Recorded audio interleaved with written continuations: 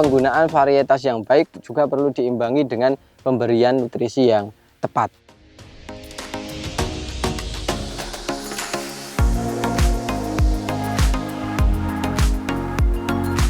Assalamualaikum warahmatullahi wabarakatuh, sahabat petani semua.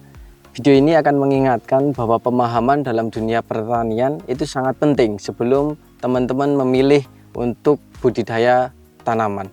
Pasalnya, dengan pemahaman yang bisa dikatakan terbatas atau sesuatu yang belum kita pelajari secara mendetail, itu dapat mengganggu dalam proses budidaya. Dampak yang dihasilkan adalah hasilnya terkadang tidak sesuai dengan ekspektasi yang kita harapkan. Video lengkapnya setelah yang satu ini.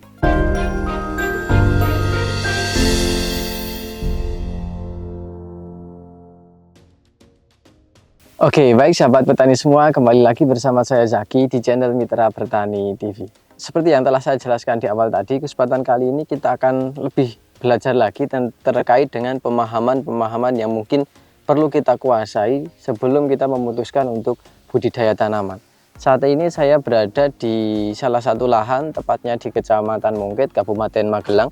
Lahan ini sebenarnya menjadi pusat perhatian bagi masyarakat sekitar karena lahannya ini ditumpang sarikan 3 tanaman sekaligus, yaitu ada tanaman cabai, ada tanaman timun, dan ada tanaman buncis. Lahan ini menjadi pusat perhatian karena kualitas timun yang dihasilkan itu menurut warga sekitar itu sangat istimewa dengan perawatan yang seadanya, tetapi hasilnya itu bisa dikatakan sangat maksimal gitu, dan ini menjadi nilai lebih dan membuat warga di sekitar di sini itu menjadi penasaran terkait dengan hasil timun yang dihasilkan di lahan ini.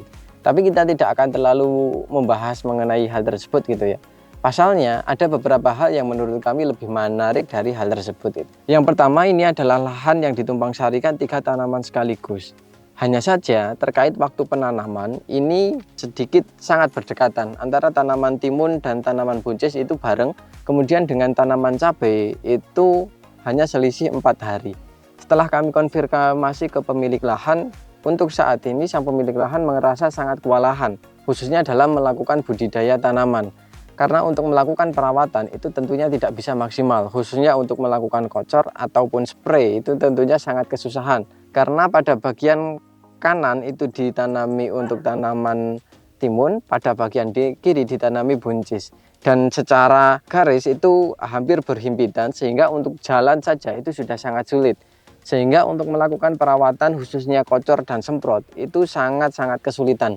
Bahkan sampai saat ini tanaman timun yang sudah sebagus ini baru dilakukan pengkocoran sebanyak 2 kali. Hanya dilakukan 2 kali dan alhamdulillah tanamannya sudah subur. Nah, sementara untuk penyemprotan sendiri, sang pemilik lahan merasa sangat kewalahan.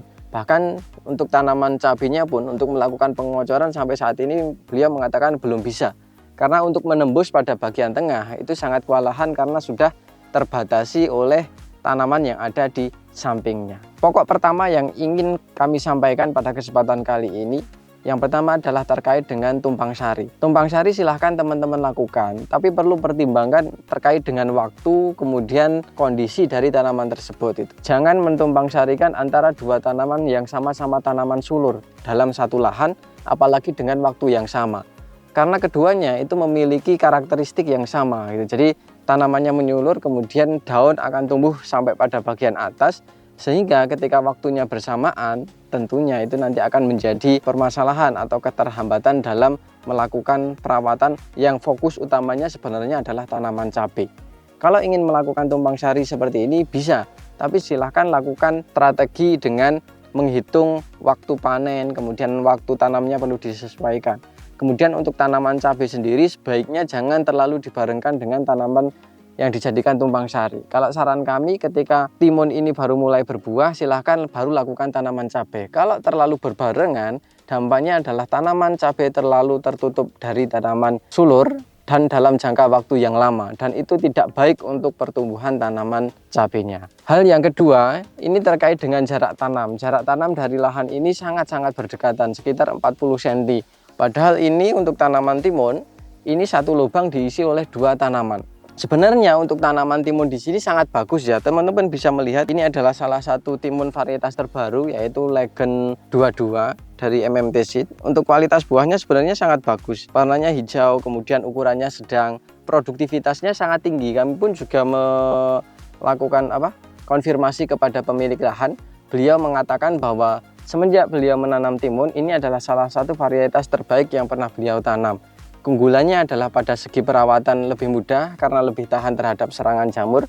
Yang kedua, pertumbuhannya itu sangat vigor, sangat cepat. Hanya dilakukan pengocoran 2 kali, padahal ini bukan lahan baru, tapi pertumbuhannya sudah sangat maksimal. Kemudian bakal buahnya juga sangat banyak. Kemudian untuk buahnya juga ini sangat disukai, baik dari pembeli maupun dari petani. Karena ukurannya itu bisa dikatakan standar. Hanya untuk 1 kg itu hanya butuh 2-3 timun. Bayangkan dari setiap tanaman itu bisa muncul berapa buah saja gitu ya. Nah, kembali lagi untuk produktivitas ini tinggi. Kemudian jarak tanam ini terlalu rapat, hanya sekitar 45 cm. Kemudian satu lubang diisi 2 tanpa dilakukan sistem perempelan. Itu yang menjadi memperparah kondisi kelembaban di area sini. Beruntung saja Legend 22 ini memiliki ketahanan terhadap serangan jamur yang lumayan tinggi gitu. Jadi meskipun cuacanya sangat ekstrim, tanpa dilakukan perempelan, kemudian intensitas hujan masih tinggi, perawatan tidak bisa maksimal, tapi alhamdulillah sejauh ini daun masih aman. Ada yang terkena serangan jamur, tapi menurut sang pemilik lahan ya itu sangat wajar karena memang untuk melakukan spray saja ini sangat terhambat gitu.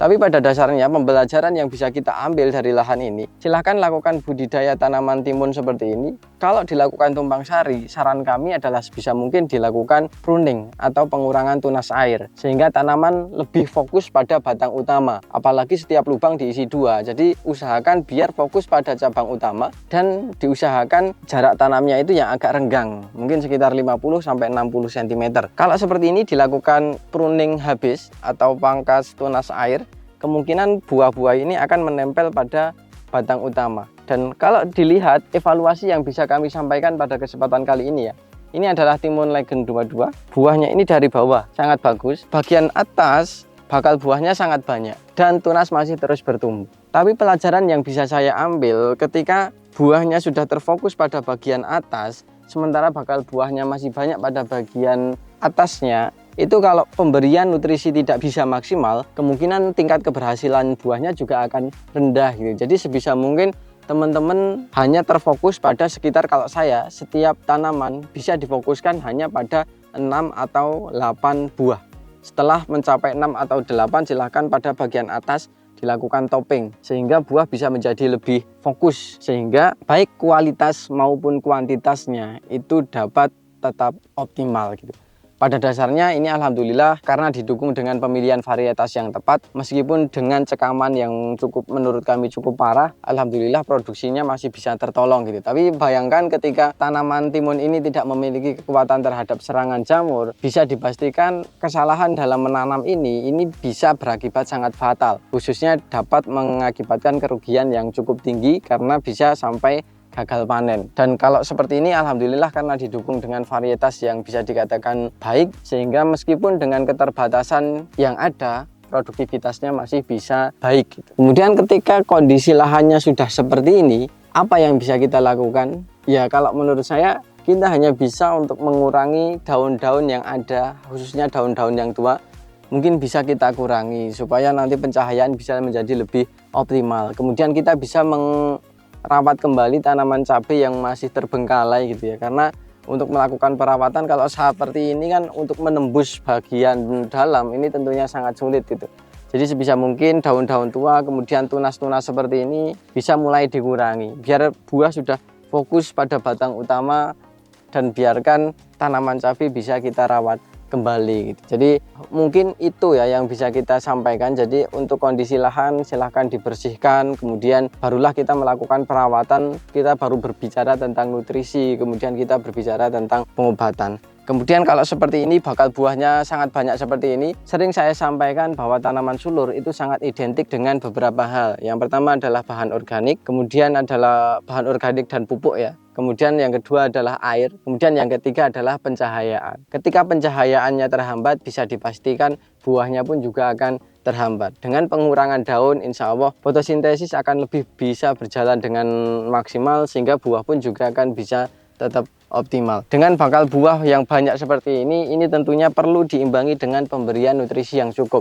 Untuk saat ini sang pemilik lahan baru melakukan kocor 2 kali, tapi tentunya ini diimbangi dengan pemupukan via spray, khususnya yang mengandung kalium dan fosfat. Syukur-syukur ditambah yang mengandung boron supaya daun masih tetap kuat untuk berfotosintesis gitu. Jadi bakal buah yang banyak seperti ini kita jangan terlalu berbahagia dulu, karena bakal buah yang banyak ini perlu ditunjang dengan nutrisi yang cukup. Apabila nutrisinya kurang, bisa jadi buah itu nanti akan bengkok atau akan rontok gitu. Jadi itu akan sangat sayang sekali gitu. Jadi penggunaan varietas yang baik juga perlu diimbangi dengan pemberian nutrisi yang tepat. Mungkin itu sahabat petani semua, sedikit evaluasi yang mungkin bisa kami sampaikan pada kesempatan kali ini pada lahan yang seperti ini gitu ya. Jadi ini tinggal panennya, dan kalau kami tadi konfirmasi juga agak sedikit gelo-gelonya itu karena untuk melakukan perawatan agak susah gitu. Padahal melihat kondisi tanaman timunnya ini menurut beliau sangat istimewa, hanya saja karena jarak tanam yang terlalu rapat, kemudian